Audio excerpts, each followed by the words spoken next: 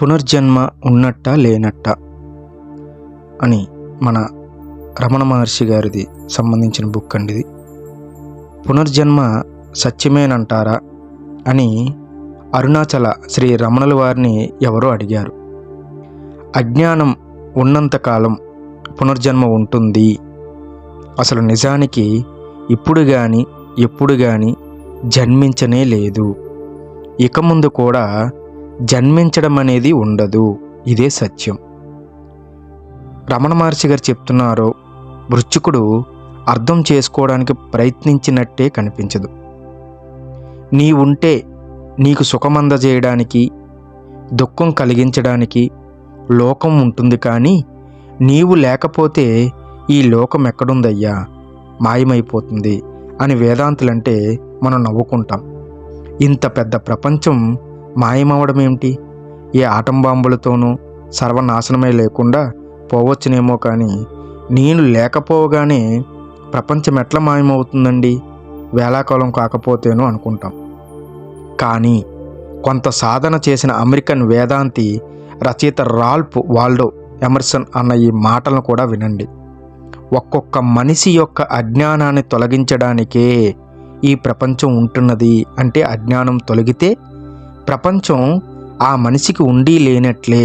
కానీ ఇతడిలాగే మరొకరు కూడా జ్ఞానులు అవ్వడానికి ఈ ప్రపంచం వారందరి కొరకే కొనసాగుతూనే ఉంటుంది. విశ్వవిద్యాలయంలో నేర్వగలిగినది నేర్చి పట్టభద్రుడైన వాడికి ఇక ఆ సంస్థతో పని ఉండదు. అది ఉండేది ఇతరుల ఉపయోగార్థమే. మరణం ద్వారా ప్రపంచాన్ని ఎలాగో వీడిపోతాను కదా అనుకుంటే మనిషి అజ్ఞానం వీడకుండానే వెళ్ళిపోవడం జరుగుతుంది.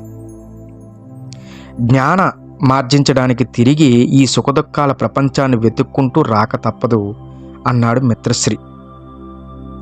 లోకం సమకూర్చే ఏ వస్తువైనా తాత్కాలికంగా ఇంద్రియాలకు సుఖం ఇవ్వగలదే, కానీ శాశ్వత సుఖం, మహాసుఖం ఇవ్వగలిగలేదు అని చెప్పడానికి సూఫీలు ముల్లా కథను ఒకటి ఉదహరిస్తుంటారు. ముల్లా నసీరుద్దీన్ మార్కెట్కి వెళ్ళినప్పుడు నాలిక ముట్టుకోగానే చురుక్కుమనే కారం కలిగిన పచ్చిమిరపకాయల కుప్పలు చూశాడు. 2 కుప్పలు కొని ఇంటికి తెచ్చుకున్నాడు. ఒక్కొక్క మిరపకాయ తినడానికి ప్రయత్నించసాగాడు. కాసేపటికి అతడి శిష్యుడు వచ్చి చూసేసరికల్లా ముల్లా కన్నీరు మున్నీరై ఉండి కూడా వదలకుండా మిరపకాయలు ఒకటెంబటొకటి తింటూనే ఉన్నాడు. ముల్లా వాటిని తింటున్నా ఉంటావేమి అని ఆశ్చర్యంతో అడగ్గా ముల్లా కుప్పలో నుండి మరో మిరపకాయ అందుకుంటూ తియ్యటి మిరపకాయ వస్తుందేమోనని ఎదురు చూస్తున్నానని సమాధానమిచ్చాడు. ఒక్కొక్కటి రుచి చూచి గాని విడనాడలేదు. శ్రీ రమణుల సమక్షంలోని వృశ్చికుడు ఆయన మాటలు విని జీర్ణించుకుందామనే ప్రయత్నం లేకపోగా తాను వేయదలుచుకున్న ప్రశ్నలన్నింటినీ దడాదడాదడమని వేయసాగాడు. మనిషి చనిపోయిన తర్వాత మనిషికి ఏమవుతుంది? అందుకు రమణుడు సూటిగా, ఈ బ్రతుకున్న వేళలో ఇప్పటి బ్రతుకును గురించే చింతించు. భవిష్యత్తు దాని సంగతి అది చూచుకుంటుంది. రానున్న కాలం గురించి నువ్వు చింతించాల్సిన పని లేదు. సృష్టి ప్రారంభం కాకముందు సంగతి, సృష్టి క్రమం గురించి శాస్త్రాల్లో చెప్పారంటే వాటి ఉద్దేశం నీవు ఈ వర్తమానాన్ని గురించి తెలుసుకోవాలని చెప్పారు. మీరు జన్మించాము అనుకుంటున్నారు కాబట్టి అలాగేనంటూ మిమ్మల్ని భగవంతుడు సృష్టించాడు అంటున్నారు. కానీ నిద్రించే వేళలో మీరు భగవంతుని కానీ మరెవరినైనా కానీ చూస్తున్నారా? భగవంతుడే సత్యమైతే మీ నిద్రా సమయంలో కూడా అతడెందుకు వెలుగొందడం లేదు? నువ్వు ఎప్పుడూ ఉన్నావు. నిద్రమైకంలో నువ్వెట్లా ఉన్నావో ఇప్పుడు అలాగే ఉన్నావు. నిద్రలో ఉన్న మనిషి, ఇప్పుడు మేలుకొని ఉన్న మనిషి ఒకరే. కానీ ఆ స్థితిలోనూ ఈ స్థితిలోనూ అనుభూతులలో ఈ తేడా ఎందుకు వచ్చింది? నిద్రించే వేళలో నీ పుట్టుకను గురించి నువ్వు ప్రశ్నించావా? మరణించిన తర్వాత నేనెక్కడికి వెళ్తానని ఆ నిద్రావస్థలో అడిగావా? అప్పుడు అడగని ప్రశ్నలు ఇప్పుడు ఈ మేలుకొన్న స్థితిలో ఎందుకు అడగాల్సి వచ్చింది?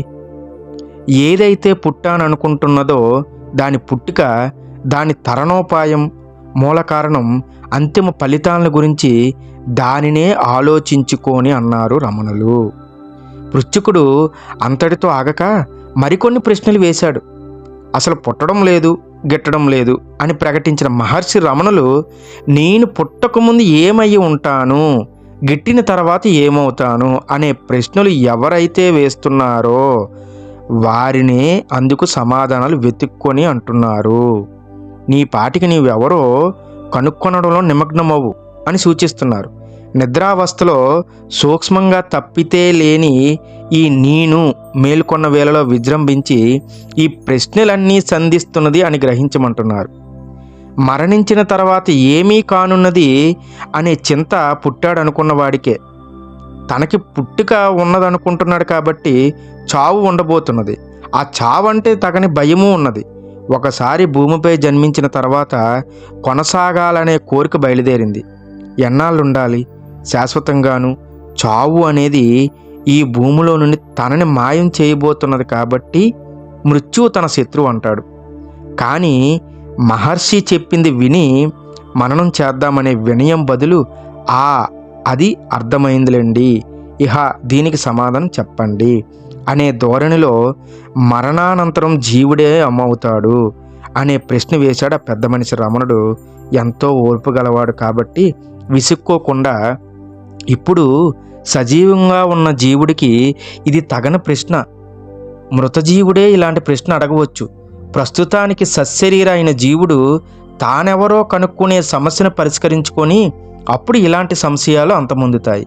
ఈ ప్రశ్నలు వేయడం సాధన క్రమంలో నిజంగా ఏర్పడిన సందేహాలకు సమాధానాల కోసం కాదనిపిస్తుంది.